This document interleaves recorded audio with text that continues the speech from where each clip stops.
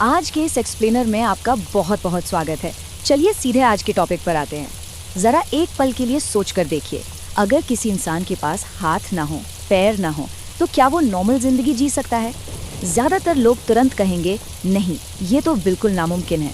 लेकिन आज हम एक ऐसे इंसान की अविश्वसनीय कहानी का विश्लेषण करने वाले हैं जिसने बिना हाथ पैरों के जन्म लेने के बावजूद लिटरली पूरी दुनिया जीत ली। साथ ही हम ये भी समझेंगे कि उनका ये असाधारण सफर हमें जिंदगी की अचानक आने वाली चुनौतियों और अनिश्चितताओं से निपटने के बारे में क्या अहम सबक सिखाता है। No arms, no legs, no limits, यानी हाथ नहीं, पैर नहीं और कोई सीमा नहीं। ये सिर्फ एक कोट नहीं है, बल्कि ये निक वुजिसिक की पूरी जिंदगी को डिफाइन करता है। एक ऐसी जिंदगी जिसे शुरू में डॉक्टरों ने एक मेडिकल त्रासदी मान लिया था, लेकिन जो आगे चलकर इंसानी इच्छा शक्ति की एक ऐसी चमत्कारी जीत में बदल गई जिस पर यकीन करना मुश्किल है। निक ने दुनिया को दिखा दिया कि हमारी असली सीमाएं हमारे शरीर में नहीं बल्कि हमारे दिमाग में होती हैं। तो आज हम इस पूरी जर्नी को कैसे समझने वाले हैं। हम शुरुआत करेंगे उनकी उस बेहद अनिश्चित शुरुआत से, फिर देखेंगे कि कैसे उन्होंने अपने सबसे बुरे दौर को हराया। इसके बाद हम बात करेंगे एक बहुत ही प्रैक्टिकल चीज़ पर कि हम जीवन की अनिश्चितताओं से खुद को कैसे बचा सकते हैं। फिर हम देखेंगे उनके एक लिमिटलेस लाइफ बनाने का सफ़र और आखिर में उनके एक ग्लोबल आइकॉन बनने की कहानी। चलिए सबसे पहले बात करते हैं पहले हिस्से की, अनिश्चित शुरुआत। इस कहानी की शुरुआत होती है साल 1982 में ऑस्ट्रेलिया के मेलबर्न के एक अस्पताल से। सोचिए, एक बच्चे का जन्म होता है और अचानक लेबर रूम में सन्नाटा छा जाता है। परिस्थितियां इतनी चौंकाने वाली थी कि डॉक्टर भी सुन्न हो गए। कारण टेट्रा अमीलिया सिंड्रोम। ये एक बेहद दुर्लभ बीमारी है जिसकी वजह से निक का जन्म बिना हाथ और बिना पैरों के हुआ था। शरीर के नाम पर सिर्फ एक धड़ था और पैर की जगह पर एक छोटा सा पंजा। ये सब इतना शॉकिंग था कि उनके पिता लेबर रूम से बाहर भाग गए और उनकी माँ वो इतने गहरे सदमे में थी कि 4 महीने तक अपने ही बेटे को गोद में उठाने की हिम्मत नहीं जुटा पाई। अब यहाँ जो बात सबसे ज्यादा हैरान करती है वो ये है कि निक की माँ की पूरी प्रेगनेंसी बिल्कुल नॉर्मल थी। कोई नशा नहीं, कोई गलत दवा नहीं, कोई कॉम्प्लिकेशन नहीं। फिर भी जिंदगी ने एक ऐसा सवाल खड़ा कर दिया जिसका किसी भी डॉक्टर के पास कोई जवाब नहीं था। ये हमें दिखाता है कि जिंदगी वास्तव में कितनी अनप्रिडिक्टेबल हो सकती है। अब आते हैं दूसरे अहम पड़ाव पर, सबसे बुरे दौर पर विजय हासिल करना। ये टाइमलाइन हमें एक बहुत ही इमोशनल जर्नी पर ले जाती है। 1982 में जन्म का झटका तो बस एक शुरुआत थी। असली संघर्ष तब शुरू हुआ जब निक स्कूल जाने लगे। बच्चे उन्हें देखकर डरते थे, एलियन बुलाते थे, उनका खूब मजाक उड़ाया जाता था। रोज रोज के इन तानों ने निक को अंदर से इतना तोड़ दिया था कि 8 साल की उम्र में उन्होंने बाथटब में डूबकर अपनी जिंदगी खत्म करने का फैसला कर लिया था। ये उनके जीवन का सबसे निचला स्तर था। लेकिन फिर 17 साल की उम्र में कुछ ऐसा हुआ जिसने सब कुछ बदल दिया, जब उन्होंने अपनी पहली मोटिवेशनल स्पीच दी। तो आखिर उस 8 साल की उम्र में बाथटब में ऐसा क्या हुआ? जब निक पानी में डूबने की कोशिश कर रहे थे तभी उनके दिमाग में अपने माता पिता का चेहरा आ गया। उन्होंने सोचा कि मेरे जाने के बाद मेरे माता पिता कितने भयानक दुख से गुजरेंगे। बस इसी एक ख्याल ने उन्हें सुसाइड करने से रोक लिया। और यहीं पर उन्हें एक बहुत बड़ा एहसास हुआ कि अगर मैं जिंदा हूँ तो शायद मेरी जिंदगी का कोई तो मकसद है। बस यही वो टर्निंग पॉइंट था जिसने एक निराश बच्चे को एक बहुत बड़े उद्देश्य की तरफ मोड़ दिया। अब बढ़ते हैं तीसरे हिस्से की तरफ, जीवन की अनिश्चितताओं से बचाव। निक की ये सर्वाइवल स्टोरी हमें सिर्फ मोटिवेट ही नहीं करती बल्कि एक बहुत ही प्रैक्टिकल लेसन भी देती है।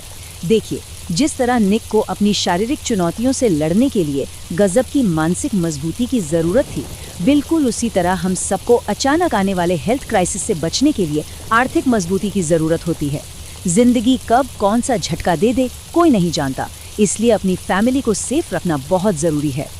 ये सोर्स मटेरियल हमें बहुत ही साफ शब्दों में याद दिलाता है कि हेल्थ इंश्योरेंस मिडिल क्लास परिवारों के लिए कोई लग्जरी नहीं बल्कि एक लाइफ जैकेट है। अक्सर लोग बीमारी से ज्यादा अस्पताल के लाखों के बिल देखकर टूट जाते हैं। जीवन भर की सेविंग्स एक झटके में साफ हो सकती हैं। इसके अलावा टर्म इंश्योरेंस भी उतना ही क्रूशियल है ताकि हमारे न रहने पर परिवार का फ्यूचर सेफ रहे। और सबसे अच्छी बात, ये प्रोटेक्शन आप सिर्फ 400-500 रुपए महीने में शुरू कर सकते हैं। ऑनलाइन लेने पर तो 15 से 25% का डिस्काउंट भी मिल जाता है। तो इसे कल पर मत टालिए, आज ही इसके बारे में सोचिए। चलिए वापस चलते हैं निक की जर्नी पर।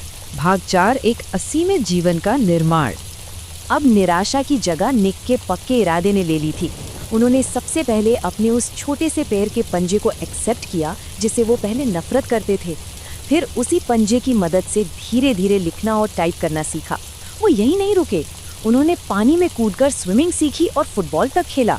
और 17 साल की उम्र में उसी स्कूल में अपनी पहली मोटिवेशनल स्पीच दी जहां कभी उनका मजाक उड़ाया जाता था।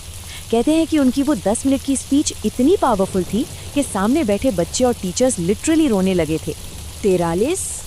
क्या आप अंदाज़ा लगा सकते हैं कि ये नंबर क्या है? ये कोई आम नंबर नहीं है, ये निक की टाइपिंग स्पीड है। जी हाँ, 43 वर्ड्स पर मिनट, वो भी सिर्फ अपने पैर की 2 उंगलियों का इस्तेमाल करके। और तो और वो गोल्फ की स्टिक को अपने जबड़े में फंसाकर शानदार शॉट भी मार लेते हैं। ये अपने आप में एक परफेक्ट एग्जाम्पल है कि इंसान अगर ठान ले तो वो क्या कुछ नहीं कर सकता। और अब ये अगला नंबर देखिए, 21। महज 21 साल की उम्र में जब ज़्यादातर युवा अपने करियर को लेकर कंफ्यूज रहते हैं, निक ने कॉमर्स और फाइनेंशियल प्लानिंग दोनों में डिग्रियां हासिल कर ली थी।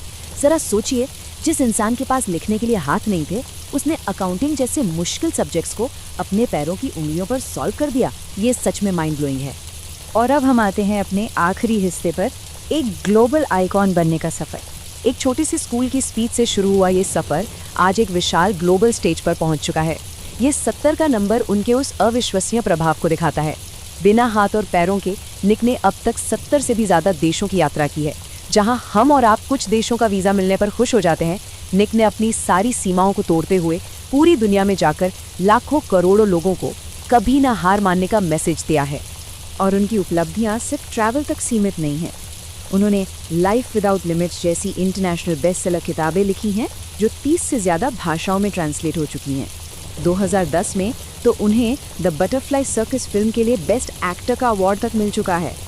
अभी हाल ही में 2024 में उन्होंने भारत के विशाखापट्टनम में 1 लाख लोगों की भीड़ को एड्रेस किया।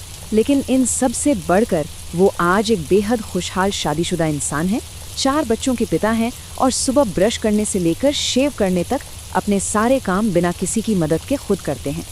इस पूरे एक्सप्लेनर का सबसे अहम सार हमें इस एक लाइन में मिल जाता है, अगर आपकी ज़िंदगी में कोई चमत्कार नहीं हो रहा तो खुद चमत्कार बन जाओ।